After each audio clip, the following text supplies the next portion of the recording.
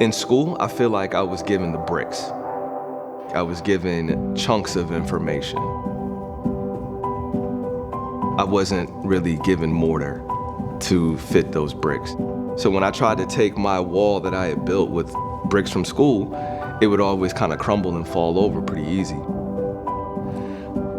This story is more mortar for those bricks. A story that most people either didn't know or forgot about is coming back to life. This story needs to be told, and it needs to be heard. Greensboro is just rich and full of a lot of civil rights history. And you think of the Woolworth counter, you think of the sit-ins, the protests, all the work that African Americans have done to be heard, to be seen. We had 2 golf courses. One was black and one was white. They were separate, but they were not equal. And that represented a lot of the same qualities that we were grappling with as a country. They had a little segregated course for us called Noco Park Golf Course here in Greensboro, just for the blacks. And they never would fix it up, and there was weeds everywhere.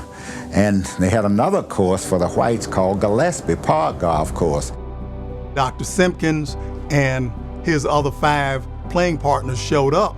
They put their money on the counter and walked out on the golf course. It was bigger than golf. It was about equal rights. While they're out on the golf course, they get harassed, they're arrested that day, and their court case goes all the way to the United States Supreme Court. It was a losing 5-4 effort.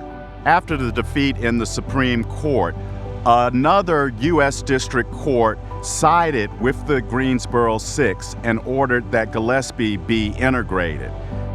2 weeks before the order was to take effect and blacks were allowed to play at Gillespie, the clubhouse burned down by an arsonist.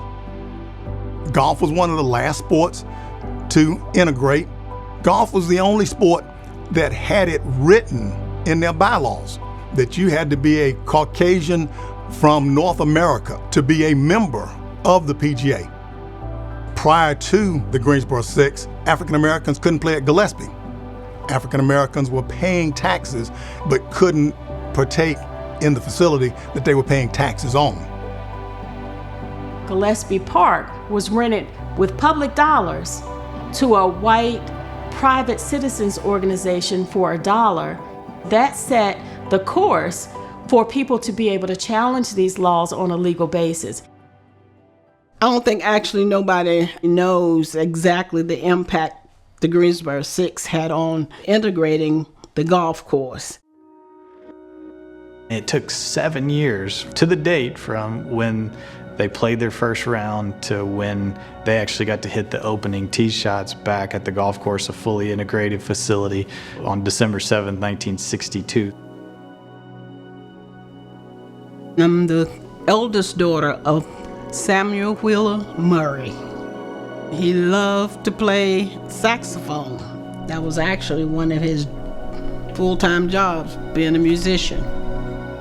Golf was his pleasure.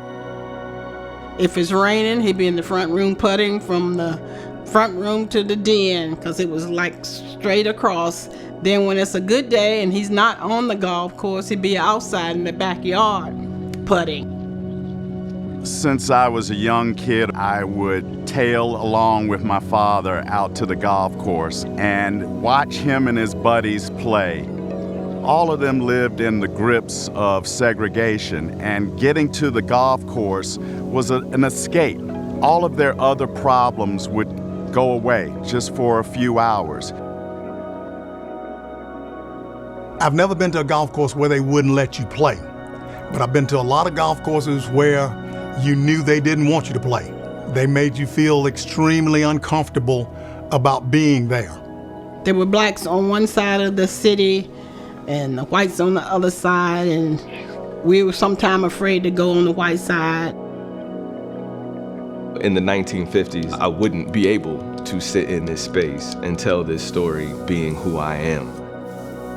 The Greensboro Six story opened the doors for more players to actually play and enjoy the game. Now, that gate will remain open, for people that are coming in behind them. Mr. Sifford, the first black man on the PGA Tour, was a direct reflection of what their actions were. He didn't consider himself as a civil rights fighter or anything like that. He just wanted to play a game that he loved and just wanted to make it easier for the people coming up behind him to have the opportunity to play the game. When you think of significant golfers, people think of Tiger Woods. But there would be no Tiger if it wasn't for them. Lots of people learned the story through this informal network of older men and women that hang out at the golf course and share stories of the people that made an impact on their lives. Over time, we lose those people, and so if we don't have something that reminds us that something special was done here, then eventually that story diminishes. What I'm creating in real time right now will immediately become time capsule after I finish it. Mural art is oftentimes community art. It tells the story of a people and a place, and it's representative of an experience, and it puts it in your face forever. Narrative justice is the opportunity and ability for people who have been disenfranchised to tell their own story. This thing can relay that story with beauty and all these other elements that bring the story to life in a way that you want to know more about it. It offers us an opportunity to tell the story in a way that sparks inquisition, and it offers a way for us to connect where we are to where we have been. I hope the lasting impact of this mural is that it adds to the sense of place for our young people, and it gives them an anchor point, something that attracts them here, a reason to stay. And as you're going down Elm Street, that building is extremely visible. So from 400 plus yards away, you're going to see that mural. Now you have history on your wall. You have history at your facility. And every new kid that comes in, they're going to want to know who those people are. Philip Cook, Samuel Murray, Elijah Herring, Joseph Sturtevant, Dr. George C. Simkins Jr., Leon Wolfe. These are the Greensboro Six.